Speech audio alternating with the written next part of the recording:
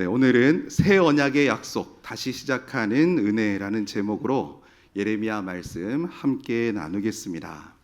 우리 조금 전에 성경 봉독 함께 했지요. 예레미야서 가운데 가장 밝고 희망적인 메시지를 우리가 함께 읽었습니다. 사실 예레미야 30장부터 33장까지는 예레미야 전체에서 신학적 정점에 있는 본문들인데, 특별히 이 본문들, 이 예레미야를 전문적으로 연구한 성경학자들은 이 30장에서 33장 내용을 위로의 책이다라는 별명을 붙여서 이렇게 의미들을 담아내고 있습니다. 특별히 어떤 시대적 상황인가요? 유다의 멸망과 바벨론 포로로 잡혀가는 그런 시대적 암흑기 속에서도 하나님께서는 이 절망의 끝에 소망의 메시지를 주고 계십니다. 바로 그 소망의 정점에 오늘 어떤 약속이 기록되어 있습니까? 새 언약의 약속이 놓여져 있습니다. 오늘 우리가 함께 읽었던 첫 절 말씀, 31절 말씀 영상에 함께 읽으시겠습니다. 여호와의 말씀이니라. 보라, 날이 이르리니 내가 이스라엘 집과 유다 집에 새 언약을 맺으리라. 아멘. 새 언약이라는 표현 우리가 많이 들어보셨지요? 이 새 언약이라는 표현은 구약 성경 전체에서 딱 한 번 표현되는데 바로 이 31절 말씀에 나오는 내용입니다. 이때 이 새 언약, 기존에 맺었던 언약을 단순히 업그레이드 한다거나 보완, 연장한다는 그런 의미가 아니라 완전히 새로운 차원의 언약을 새롭게 주신다라는 그런 의미를 담아내고 있습니다. 오늘 다소 설교가 교리적으로 들릴 수 있습니다만, 우리가 하나님 나라의 관점, 어성경으로 훈련받으신 분들은 그 하나님 나라 관점에서 창세기부터 요한계시록까지의 말씀들을 양육받으시지요. 또 우리가 구속사적 관점, 예수 그리스도의 구원 역사로 창세기부터 요한계시록까지 보는 관점이 있다면, 오늘 우리 성도님들과 함께 나눌 관점은 바로 언약적 관점입니다. 오늘 이 내용들 오늘 다소 어렵게 느껴지시더라도 우리가 어떤 은혜를 베푸셨는가 구체적으로 볼 수 있는 시간 되기 바랍니다. 오늘 새 언약에 대한 구체적인 의미를 나누기에 앞서서 우리가 예레미야가 지금 어떤 그런 배경 속에 이 새 언약을 제시하고 있는가 먼저 살펴보겠습니다. 예레미야 어떤 상황인지 한번 구약 역사를 떠올려 보시기 바랍니다. 현재 자신의 민족 유다가 바벨론에 짓밟히고 유린당하며 역사의 지평선으로 사라져야 가는 것을 지켜보아야만 하는 상황입니다. 우리가 예레미야에게 붙인 별명이 있지요. 눈물의 선지자 아니겠습니까? 흐르는 눈물에 그 망해져가는 모습을 흐려진 시야로 지금 지켜보고 있는 상황입니다. 그러면서도 누구보다 나라를 사랑한 민족주의자였기 때문에 그는 유다가 멸망당하는 이 상황 자체를 너무나도 괴로워했습니다. 그러면서도 하나님의 따스한 위로와 소망의 메시지를 듣고자 찾아온 수많은 하나님을 떠났던 백성들을 향해서는 냉혹하면서도 매몰찬 메시지들을 전했습니다. 선지자로서 예레미야의 고뇌가 느껴지십니까? 희망의 메시지를 전해도 힘이 날까 말까인데 얼마나 전하고 싶은 말들이 많았겠습니까? 실제로 우리가 성경 읽기 하면서 예레미야 좀 힘드시죠? 네, 저만 힘든 걸로. 소선지서 무려 12권을 합친 분량보다도 많은 메시지가 이 예레미야서에 기록되어 있습니다. 아프면 아프다고 소리치고 외로우면 외롭다고 토로하는 이 선지자, 심판과 절망의 이 상황 속에서 또 거짓 선지자들의 핍박과 통치자들의 수많은 위협 속에서도 그는 하나님의 말씀에 철저히 순종하며 메시지를 전했습니다. 어떤 메시지 전했는지 아시지요? 사람들이 듣고 싶었던 말을 전하지 않았습니다. 하나님께 순종하며 야 너희들, 하나님을 떠난 너희들 무모하게 싸우지 마라, 항복하라, 포로가 되라, 바벨론에 잡혀가라 라고 하면서 유다 백성들 측에 본다면 완전히 매국노 같은 그런 메시지들을 전했지만, 사실은 이 선지자 하나님께 충성하며 하나님의 메시지를 가감없이 전했었습니다.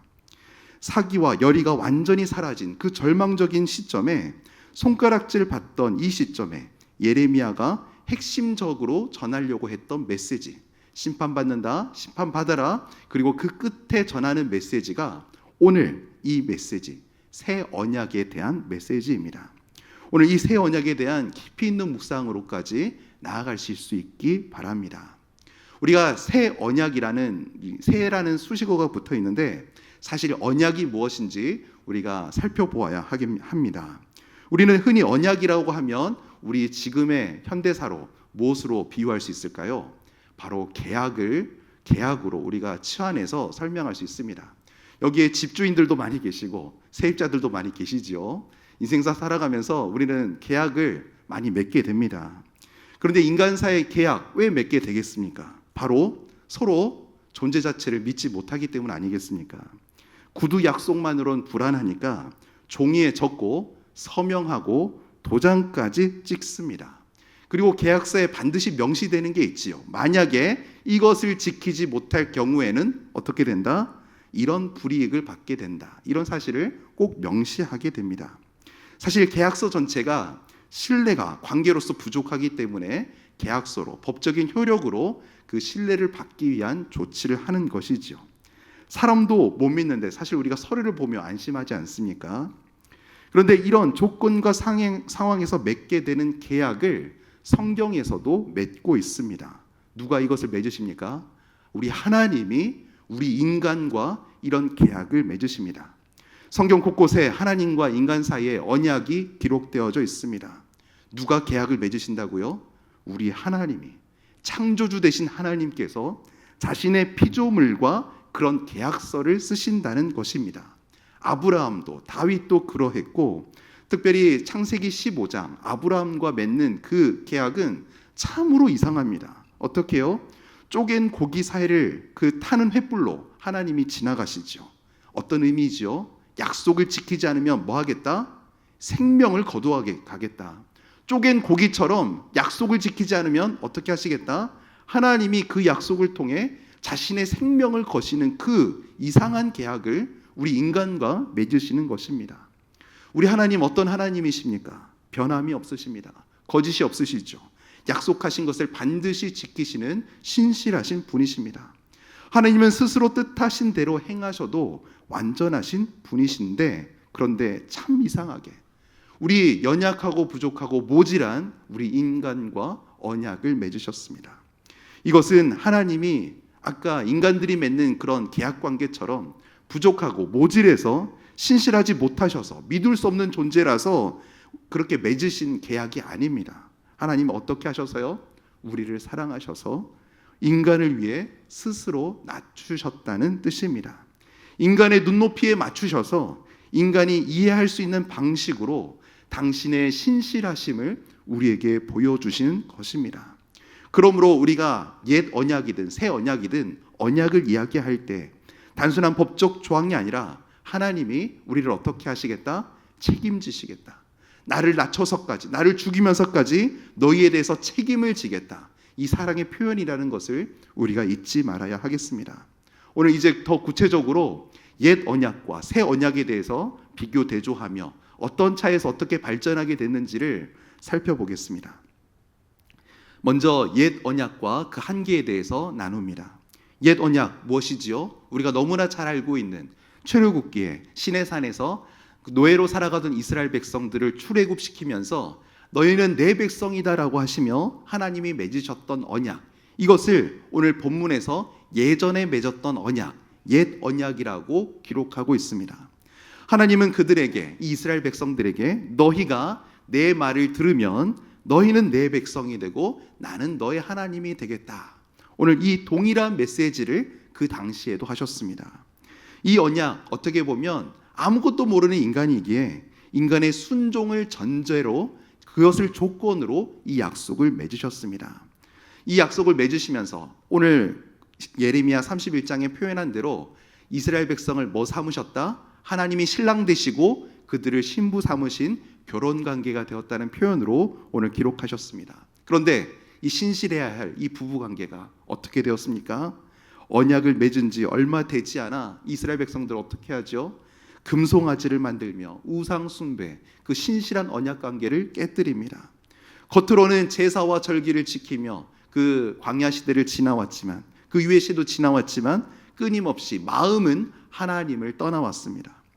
이후에 여러 왕들 시대에는 어땠습니까? 요시야 왕이 대대적인 개혁을 시도했어도 사람들의 속마음은 변하지 않았습니다.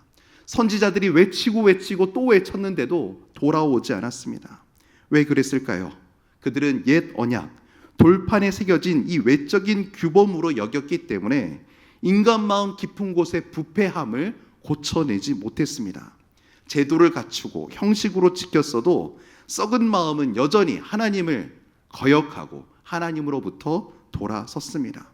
사도 바울은 구약의 그 길고 길었던 불신앙과 하나님을 떠났던 그 불순종의 태도들을 정확히 진단해내며 기록하고 있습니다. 로마서 3장 20절에 어떻게 표현하죠? 율법으로는 그 옛 언약으로는 뭐를 깨닫습니까? 죄를 깨닫게 된다고. 율법은 사람을 의롭게 만들지 못하고 그 옛 언약은 오히려 인간의 추악하고 하나님께 신실하지 못한 죄를 드러내는 역할을 했다는 사실을 밝혀내고 있습니다. 하나님 앞에 형식적으로 제사는 늘 드리고 반복됐지만 그들 마음의 부패함과 하나님을 떠나려는 그 수많은 불순종들은 다 덮어내지 못했고, 또 제사장이 그 중간에서 하나님과 백성 사이에 늘 서 있었고 선지자들이 늘 외치고 메시지를 전했지만 이 부패한 하나님의 사람들은 하나님과 직접 교제하지도 못했고 하나님이 주신 그 기회들을 누리내지 못했습니다. 결국 그 예전에 맺었던 그 언약은 조건적이었고 외적이었고 제도적이었습니다. 그렇기에 인간의 불순종 앞에서 그 모든 옛 언약들은 번번이 깨지고 무너질 수밖에 없었습니다. 그러므로 하나님이 이 옛 언약을 통해서 무엇을 보여주셨나요? 인간의 진짜 모습이 어떠한지. 구약의 그 신약만 있어도 될 것인데 왜 구약의 그 구체적인 내용들, 그 실패하고 무너지고 엎어진 그 모습들을 왜 그토록 긴 시간 동안 보여주셨는가?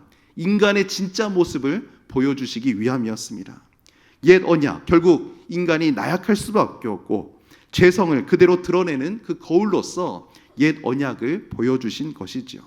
스스로 의를 세울 수도 없는 무력한 존재, 겉모양은 있어도 속사람은 썩어 문드러져 있는 존재, 끊임없이 죄에 무너지고 엎어지고 끌려다니는 그런 존재가 바로 인간이라는 사실을 옛 언약을 통해 구약 전체 그 수도 없이 반복되었던 그 불순종을 통해 하나님은 우리에게 보여주셨습니다.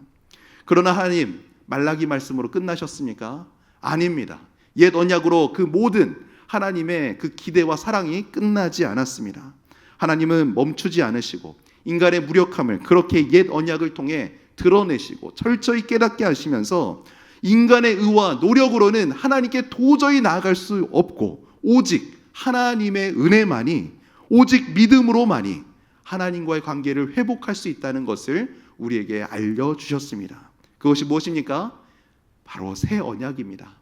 옛 언약의 한계를 통해 인생에 무능하고 무력하고 죄로 문드러져 있는 그 모습들을 다 드러내시고 새 언약의 약속을 사모하시며 그것을 기대하게 하셨습니다. 인생은 실패할 수밖에 없고 무너지고 무기력하는 그 인간의 모습을 드러내시고 오직 그 새 언약을 향해 나아가게 하셨습니다. 오늘 그 새 언약이 오늘 본문에 기록된 것입니다. 무엇을 약속하십니까? 새 언약을 예레미야의 입술을 통해 약속하시죠. 옛 언약이 시내산에서 받은 그 돌판에 새겨진 외적 규범이었다면 새 언약은 이제 마음판에 새겨지는 내적 변화입니다. 하나님이 친히 그들의 마음에 율법을 두시겠다고 말씀하셨습니다.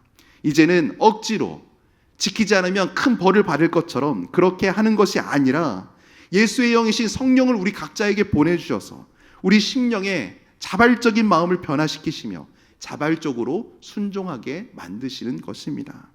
오늘 벌 받을까 봐, 이 예배를 잘 지키지 않으면 큰 형벌을 받을까 봐 이 예배 나오신 분 계십니까? 그런 분 없지요.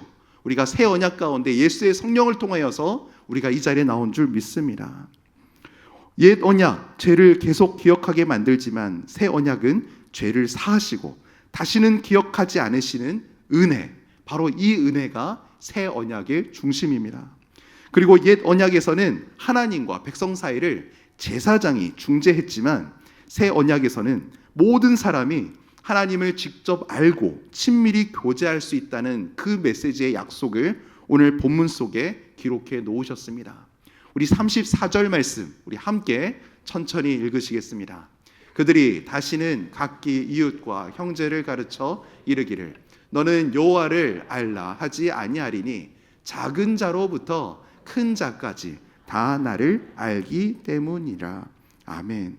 얼마나 놀라운 약속입니까? 예레미야 시대 백성들에게 이 말씀은 어떤 의미였을까요? 나라가 무너져서 아무것도 볼 수 없는 이 백성들이 이 말씀의 의미를 깨달을 수 있었겠습니까? 성전은 곧 무너지고 왕조는 끝장나며 백성은 포로로 끌려가는 절망의 시대였습니다. 그럼에도 하나님은 예레미야 입술을 통해 선포하시죠.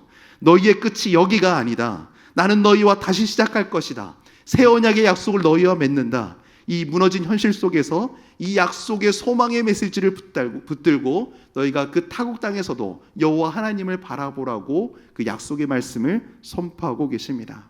이 새 언약, 신약의 시대를 살아가고 있는 우리들은 이 새 언약이 어떤 의미인지 잘 알고 있죠. 결국 이 새 언약, 예수 그리스도 안에서 완전히 성취되었습니다. 예수님께서 최후의 만찬 자리에서 떡과 잔을 나누시며 이 말씀, 구약에 딱 한 번 표현되었던 그 새 언약이라는 표현을 복음서에서 딱 한 구절 딱 기록하고 있습니다. 누가복음 22장 20절 말씀 같이 함께 읽으시겠습니다. 이 잔은 내 피로 세우는 새 언약이니 곧 너희를 위하여 붓는 것이라. 아멘. 하나님께서 오늘 예레미야 31장 본문을 통해 옛 언약의 한계를 드러내신 뒤에 예수 그리스도 안에서 이 한계를 완전히 극복하시고 새 언약을 주시겠다는 이 메시지를 오늘 예수님의 말씀을 통해 어떻게 실현되는지를 보여주시는 대목입니다. 어떻게 이 새 언약을 예수 그리스도께서 이루셨습니까? 먼저 첫 번째, 옛 언약은 돌판에 새겨진 외적인 규범이었지만 새 언약은 예수의 영이신 성령을 통해 우리 믿음의 성도 각 사람의 마음판에 기록된 내적인 변화가 되었습니다. 오늘 본문 33절 말씀에 기록되어 있습니다. 내가 나의 법을 그들의 속에 두며 그들의 마음에 기록하여 라고 기록되었던 것처럼 이제는 우리가 단순히 벌 받을까 봐 두려워 떨며 율법을 행위로서 지키는 것이 아니라, 종교적인 행위로서 우리가 지키는 것이 아니라 성령께서 우리의 마음에 자원하는 마음을 주시고 새롭게 하시며 안에서부터 자발적으로 순종하게 하십니다. 이것이 은혜가 임한 것이죠. 하나님은 인간이 형식과 제도에만 머무는 것을 깨뜨리시고 마음에 변화된 참된 순종을 기다리셨고 그것을 행할 수 있도록 성령을 우리에게 보내주셨습니다. 둘째로 이 새 언약 어떻게 구체적으로 이루어집니까? 옛 언약 안에서는 우리가 짐승의 피로 드리는 제사가 끊임없이 반복되었습니다. 이 피로 드리는 제사를 지금도 우리가 드리고 있습니까? 아니지요. 그 제사는 과거에 그 구약 시대에 일시적으로 죄를 덮었을 뿐 죄를 완전히 해결하지는 못했습니다. 그러나 예수 그리스도께서 단번에 2000년 전에 십자가에서 우리를 대신하여 우리의 죄를 속량하시며 드리신 그 십자가 단 한 번의 제사로 우리의 과거의 죄, 현재의 죄, 미래의 모든 죄가 영원한 속죄를 이루어 주셨습니다. 더 이상 반복할 필요가 없는 완전하고 영원한 제사가 드려진 것이죠. 하나님은 인간이 스스로 옛 언약을 통해 우리가 죄 문제를 해결할 수 없는 존재임을 깨닫게 하셨고 마침내 그리스도의 보혈을 통해 단 한 번 완성된 구원의 길을 그 길을 보여주셨습니다. 히브리서 8장 6절 말씀이 이를 증거하고 있습니다. 우리 영상에 같이 함께 읽으시겠습니다. 그러나 이제 그는 더 아름다운 직분을 얻으셨으니 그는 더 좋은 약속으로 세우신 더 좋은 언약의 중보자시라. 아멘. 우리가 중보기도자 이런 표현을 많이 쓰기도 하지만 사실 중보라는 단어는 오직 예수 그리스도께만 쓸 수 있는 단어이자 표현입니다. 오늘 히브리서 8장 6절의 말씀대로 새 언약의 그 중보자가 되어주셔서 끊어진 하나님과 우리 사이의 관계를 예수 그리스도께서 완전히 회복시켜 주셨습니다. 셋째로 어떻게 새 언약으로 우리 하나님, 우리 예수 그리스도께서 이루셨습니까? 옛 언약은 중보의 제한이 있었습니다. 오직 대제사장만이 지성소에 들어가 하나님 앞에 나아갈 수 있었고 백성들을 간접적으로 하나님께 인도할 수 있었습니다. 그러나 새 언약 안에서는 오늘 기록된 말씀대로 누구나 하나님을 알 수 있고 직접 교제할 수 있습니다. 아직도 어떤 종교에서는 이 중간, 이 사제의 확신이나 하나님께 나아가는 그 중간에 누가 끼어서 이렇게 하나님께 인도하고 있는 건 잘못된 것이죠. 성경은 어떻게 표현합니까? 오늘 34절 말씀 다시 천천히 함께 읽으시겠습니다. 그들이 다시는 각기 이웃과 형제를 가르쳐 이르기를 너는 여호와를 알라 하지 아니하리니 작은 자로부터 다 나를 알기 때문이라. 아멘. 이 말씀처럼 이제 하나님께 나아가는데 소수 특정한 누군가만이 성경을 보는 게 아니라 특수 누구한 제사장만으로 제한되는 것이 아니라 모든 백성에게 열려 있도록 허락하셨습니다. 하나님께서는 제도적이고 위계적인 신앙을 넘어서 모든 백성이 예수 그리스도를 통해 하나님과 직접 교제하는 관계적 신앙을 예레미야 31장 말씀을 통해 우리에게 허락하셨습니다. 이처럼 예수 그리스도 안에서 새 언약은 옛 언약의 세 가지 핵심을 완전히 극복하며 이루어졌습니다. 반복된 제사가 아니라 이제 단 한 번 완전히 드려진 제사로 제한된 중보가 직접적인 교제로 예수 그리스도를 통해 이루어졌습니다. 이것이 바로 우리에게 허락된 놀라운 은혜이자 새 언약의 핵심, 복음의 핵심, 은혜의 실체임을 꼭 기억하시기 바랍니다. 이제 우리가 율법주의에서 공로주의에서 완전한 예전에 그 옛 언약에서 탈피하여 새 언약, 예수 그리스도 중심의 복음의 가치로 무장된 삶을 살아가는 우리, 새 언약 시대를 살아가며 어떤 삶을 살아가야 되겠습니까? 세 가지 오늘의 기도 제목 삼고 함께 나누길 원합니다. 먼저 첫 번째로 우리는 더 이상 과거의 제도적이고 형식적인 신앙에 머물러서는 안 되겠습니다. 많은 사람들이 율법주의처럼 공로주의처럼 주일에만 교회에 나와 딱 한 번 예배드리며 위기 때에만 엎드리고 나머지의 모든 삶은 하나님 없이, 하나님과 상관없이 살아가는 모습들은 있지 않습니까? 그러나 새 언약, 우리가 말씀을 우리 마음에 새기는 것입니다. 마음에 그 말씀을 날마다 누리면서 우리를 보내신 그 모든 곳에서 하나님을 예배하며 살아가는 삶이 우리에게 주어진 참된 신앙의 모습일 것입니다. 예를 들어 주일 예배만 드리고 월요일부터 토요일까지는 전혀 다른 삶을 살아간다면 우리는 옛 언약의 한계에 머무르는 모습일지도 모릅니다. 새 언약의 신앙, 우리가 삶의 신앙으로 나아갈 수 있기를 소망합니다.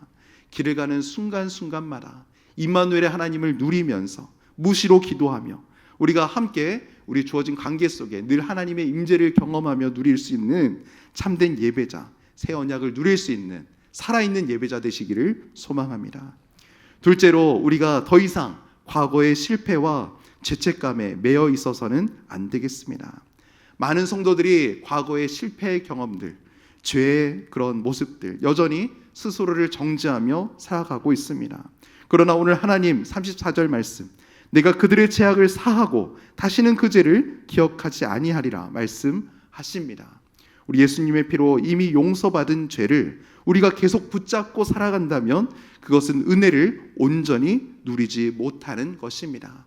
우리를 깨끗게 하셨고 우리의 모든 죄를 용서하신 그 사제의 확신 가운데 하루하루 구원의 감격을 누리실 수 있기 바랍니다. 우리가 더 이상 기억에 의존하지 말아야 할 것은 우리는 말씀의 사람들입니다. 오직 말씀, 오직 은혜로 살아가기에 기억이, 우리의 감정이, 우리의 상황이 우리를 지배하지 못하도록 날마다 새 언약의 말씀을 붙들고 깨어 계시기를 소망합니다. 세 번째로 새 언약의 신앙, 우리 삶 속에서 드러나야 하겠습니다. 우리 마음속에 새겨주신 말씀, 우리 교회 안에서뿐만이 아니라 우리를 부르신 곳에서 열매 맺을 수 있기 바랍니다. 새 언약, 날마다 예수 그리스도의 말씀을 마음에 새긴 자로서 우리를 보내신 그곳에서 우리의 말, 행동, 태도, 생각, 그 모든 삶의 영향력들을 통해 오직 하나님의 영광만을 드러내시는 새 언약의 사람들 되시기를 축원합니다. 말씀을 마치길 원합니다. 오늘 33절에 기록된 말씀인데 성경에 자주 나오는 표현입니다. 영상에 같이 한번 읽어보실까요? 시작. 내가 그들의 하나님이 되고 그들은 내 백성이 될 것이다. 모든 것이 무너진 상황 속에서도 하나님이 예레미야 입술을 통해 이 메시지를 다시금 선포하십니다. 오늘 사랑하는 주의 성도 여러분, 오늘 새 언약에 대해서 이해하는 수준을 우리가 뛰어넘어서 이 새 언약으로 충만한 삶이 될 수 있기를 바랍니다. 우리가 어떻게 구원받았는가, 어떤 은혜를 누리고 살아가는가, 우리가 어떤 죄 용서를 받았는가, 이 사실을 날마다 누리시며 더 이상 과거의 실패와 잘못된 기억과 그 실패된 감정에 우리가 짓누릴 것이 아니라 날마다 복음 안에 자유함을 누리며 살아갈 수 있기를 소망합니다. 새 언약으로 오늘 이 저녁 다시 시작되는 은혜가 새롭게 우리 10년 가운데 시작될 수 있기를 소망합니다.